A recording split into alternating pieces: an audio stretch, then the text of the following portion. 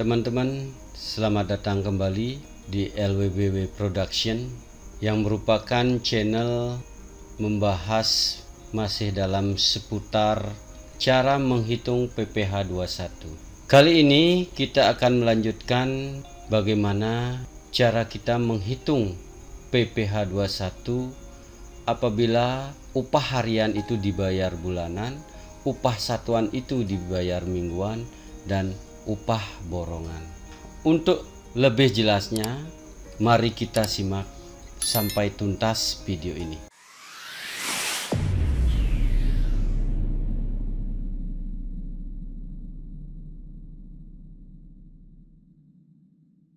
Terima kasih teman-teman sudah bergabung kembali. Sebelum kita bisa melakukan penghitungan PPh 21, pastinya kita harus mengetahui dulu tarif daripada PPh itu. Pembahasan kita yang sebelumnya, tarif PPh 21 mengenai karyawan dengan penghasilan tidak tetap atau tenaga kerja lepas, penghasilan sehari, penghasilan kumulatif sebulan, dan tarifnya itu dapat kita lihat di dalam tabel ini. Nah, mungkin sudah dipahami tarif pajak PPh 21. Mari kita lanjut pada pembahasan kita yang pertama dalam upah harian yang dibayarkan bulanan.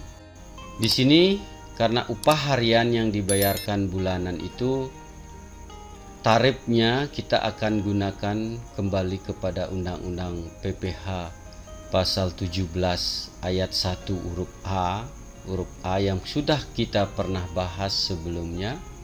Meskipun penghasilan sebulan secara kumulatif kurang dari 10.200.000 rupiah. Nah, di sini karena upah hariannya itu kita bayarkan bulanan. Kita langsung pada contoh kasus. Anton Wijaya adalah seorang karyawan di perusahaan swasta dengan upah yang diterima 300.000 per hari, dan sesuai dengan kontrak kerja, upahnya akan dibayarkan setiap bulan. Setiap bulan dia bekerja sebanyak 20 hari dan setiap tahun akan mendapatkan bonus 1 kali upahnya sebulan. Anton Wijaya sudah menikah dan mempunyai 2 orang anak. Berapakah PPh 21 terhutang sebulan Anton Wijaya? Mari kita bahas bersama, mari kita jawab bersama. Seperti biasa, kita jabarkan dulu untuk lebih memudahkan dalam pembahasan. Penghasilan per hari diperoleh 300.000 rupiah. Kemudian dari penghasilan sehari per hari kita bisa menghitung penghasilan sebulan, yaitu 300.000 dikalikan 20 hari, karena dalam 1 bulan lama bekerja dalam harian adalah 20 hari. Jadi hasilnya adalah 6 juta rupiah. Kemudian dari penghasilan sebulan kita dapat menghitung penghasilan neto setahunnya, yaitu dengan cara 6 juta kita kalikan 12 bulan. Itu hasilnya adalah 72 juta rupiah. Nah, dari penghasilan neto setahun kita akan kurangkan dengan PTKP. Dalam hal ini Anton Wijaya statusnya adalah K2, menikah dengan 2 tanggungan. Besarnya adalah 67.500.000 rupiah. Jadi 72 juta dikurangi 67.500.000 itulah penghasilan kena pajaknya. Jadi PKP-nya besarnya adalah 4.500.000 rupiah. Nah, dari PKP ini sebagai dasar untuk menghitung PPh 21 terhutang setahun, dan karena PKP di bawah 60 juta maka dia kena tarif sekali saja, yaitu sebesar 5%.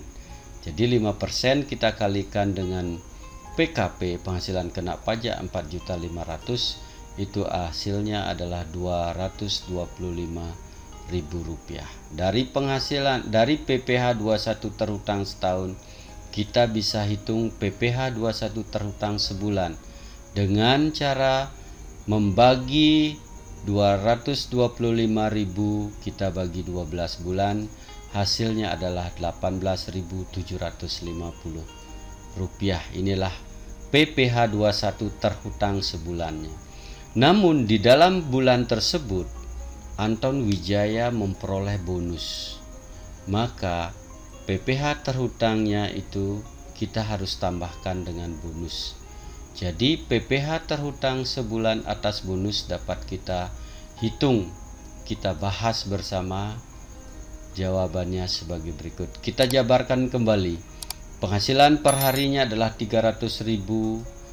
Penghasilan sebulan 300.000 kita kalikan 20 hari menghasilkan 6 juta rupiah. Nah, dari penghasilan sebulan kita dapat menghitung penghasilan setahunnya adalah dengan cara 6 juta kita kalikan 12 bulan dan hasilnya adalah 72 juta rupiah. Dari penghasilan setahun ini dan juga bonus yang diperoleh oleh Anton Wijaya, yang mana besarnya adalah upah perharinya kita kalikan 20, itu besarnya adalah 6 juta rupiah. Hasilnya penghasilan neto setahunnya adalah 78 juta rupiah. Jadi 72 juta ditambah 6 juta rupiah menghasilkan 78 juta rupiah.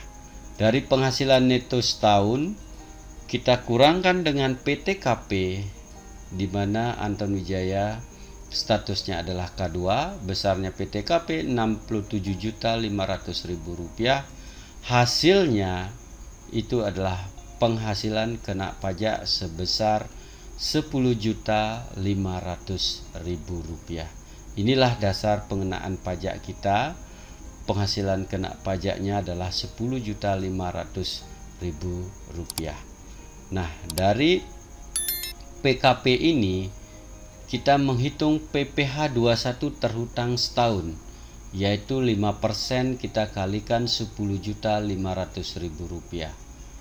Penghasilan PPh 21 terhutang setahun atas upah dan bonus itu adalah hasilnya 525.000 rupiah. Nah, dari PPh 21 terhutang setahun atas upah dan bonus kita kurangkan dengan PPh 21 terhutang setahun atas upah saja, atas penghasilan atas gaji saja, itu adalah besarnya adalah 225.000 rupiah. Itu dikurangkan dengan PPh terhutang setahun atas upah dan bonus, itu hasilnya adalah 300.000 rupiah. Jadi PPh 21 terhutang atas bonus adalah 300.000 rupiah. Dari sini mungkin sudah bisa dipahami. Kita lanjut. PPh 21 terhutang pada bulan di mana bonus diperoleh itu adalah sebagai berikut. Kita bisa hitung berapa PPh 21 terhutang karena di bulan yang bersangkutan Anton Wijaya memperoleh bonus, yaitu PPh 21 terhutang sebulan sebesar 18.750, kita tambahkan dengan PPh 21 terhutang atas bonus 300.000 rupiah, hasilnya adalah 318.750 rupiah. Inilah besarnya PPh terhutang atas upah dan bonus di bulan yang bersangkutan. Jadi di mana pada bulan tersebut diperoleh bonus. Kalau tanpa bonus, PPh terhutang sebulannya adalah 18.750. Jadi PPh 21 terhutang sebulan itu adalah 18.750 kalau tanpa bonus. Tapi di bulan itu Anton Wijaya memperoleh bonus. Jadi PPh terhutang atas bonus 300.000. Jadi ini kita kumulatif, kita totalkan, kita tambahkan. Itulah PPh terhutang di bulan di mana bonus diperoleh. Nah, mungkin ini sudah bisa dipahami. Setelah ini kita akan lanjut ke perhitungan upah satuan yang dibayar mingguan. Jadi upah satuan itu upahnya adalah mingguan. Nah, di sini kita langsung saja kepada contoh kasus. Contoh kasusnya adalah sebagai berikut. Burhan bekerja pada perusahaan garment di mana upah yang diperoleh dihitung berdasarkan jumlah satuan atau pieces yang dapat diselesaikan, yaitu 100.000 per pieces dan dibayarkan setiap minggu. Dalam satu minggu Burhan bekerja 6 hari dan dia dapat menyelesaikan 30 pieces. Berapakah PPh 21 terhutang seminggu Burhan? Nah, di sini kita bisa bahas bersama. Kita sama-sama menjawab. Seperti biasa, kita juga jabarkan kembali. Penghasilan per pieces Burhan itu adalah Rp100.000. Kemudian dari penghasilan per pieces kita menghitung penghasilan seminggu. Yang dia dapat selesaikan adalah 36 pieces. Jadi 100.000 kali 36 pieces itu hasilnya adalah Rp3.600.000. Dari penghasilan seminggu kita menghitung penghasilan sehari, yaitu 3.600.000 kita bagi 6 karena dia bekerja hanya 6 hari saja dalam seminggu. Nah, menghasilkan adalah Rp600.000. Dari penghasilan sehari, inilah PKP-nya adalah penghasilan sehari itu sama dengan PKP, penghasilan kena pajaknya. Jadi tarif yang akan kita kenakan seperti tarif yang sudah ada dalam tabel pertama tadi, yaitu 5% dikalikan upah dikurangi Rp450.000. Jadi karena apa? 3.600.000 itu kurang dari 4.500.000 secara kumulatif sebulannya.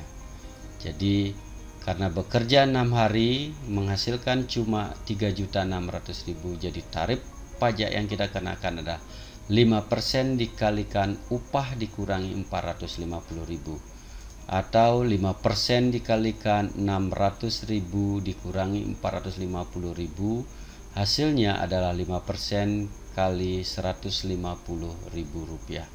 Hasilnya adalah Rp7.500. Ini adalah PPh 21 terhutang sehari. Jadi PPh 21 terhutang dalam seminggu itu dapat kita hitung adalah 7.500 dikalikan 6 hari. Hasilnya adalah Rp45.000. Nah, inilah hutang PPh yang 21 yang terhutang dalam seminggu, yaitu besarnya Rp45.000. Ini juga saya kira mudah dipahami oleh teman-teman semua, dan mungkin dari teman-teman juga bisa mengganti upahnya per piecesnya, penghasilan per piecesnya itu sebagai praktek langsung. Kita lanjut kepada penghitungan upah borongan. Nah, di sini contoh kasusnya adalah Samsudin mendapatkan pekerjaan mengecat rumah tetangganya dengan upah borongan sebesar Rp2 juta. Pekerjaan itu dapat diselesaikan dalam waktu 4 hari. Berapakah PPh 21 terhutang Samsudin? Nah, di sini kita juga bisa bahas bersama. Mari kita jawab. Kita jabarkan seperti biasa untuk memudahkan dalam perhitungan. Upah borongan sehari 2 juta. Kita bagi 4 hari untuk mendapatkan upah borongan sehari. Jadi penghasilan seharinya kita dapat 2 juta dibagi 4 hari, besarnya adalah Rp500.000. Tarif yang kita kenakan adalah 5%, kita kalikan 500.000 dikurangi 450.000, jadi upah dikurangi 450.000. Jadi besarnya adalah 5% kali 50.000 rupiah. Hasilnya adalah PPh 21 terhutang per hari adalah 2.500 rupiah.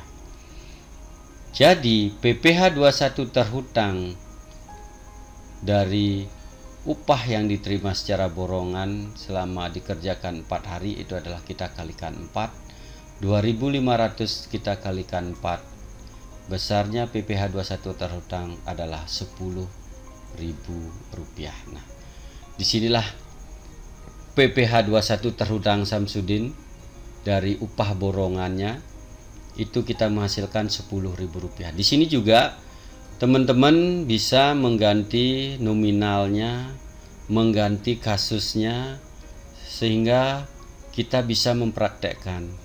Dan tarifnya sudah saya munculkan lagi di depan, di awal penghitungan dari PPh 21 ini.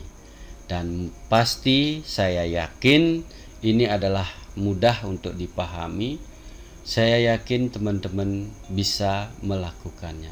Nah, sebagai contoh-contoh itu, tentunya ada beberapa nama-nama yang saya pergunakan.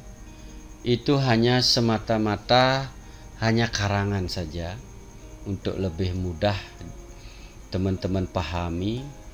Itu semua nama-nama fiktif yang saya berikan. Mudah-mudahan teman-teman bisa dipahami dan diterima, bisa dipraktekkan, kemudian bisa melakukan pelaporan secara tahunan, melaporkan SPT tahunan setelah menerima bukti potong dari pihak perusahaan.